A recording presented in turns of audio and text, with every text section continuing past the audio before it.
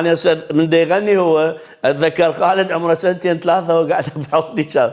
والشيء الحلو بيتنا يعني كان دائما يستقبل الفنانين المطربين، كان مركز ثقافي يعني يتذكروه يعني مثلا تشوف أحمد نعمة، محمود أنور، أستاذ فاروق من كانوا يجون للبيت.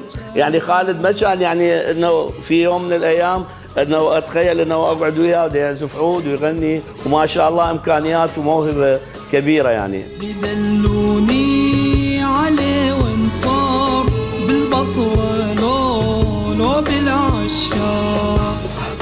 هو شرقي بحت، وحنينه يمكن الافصاح عنه فيما شكله من فرقه نغميه موسيقيه هنا اسماها الأوج.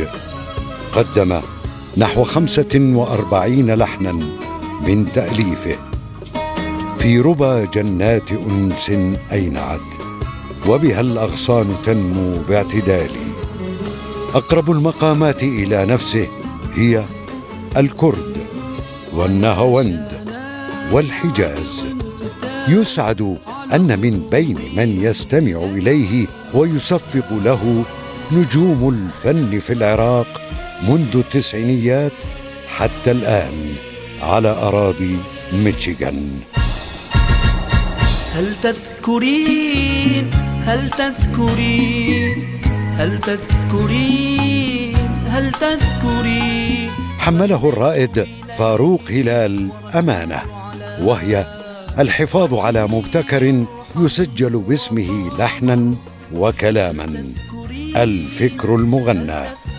أنت الوحيد اللي قدر يغني ألحاني بالطريقة اللي ترضيني. خالد قمر هو أول صوت اللي يغني ألحان جديدة هم 2020 بالأسلوب اللي ما قدر يوصله أي واحد.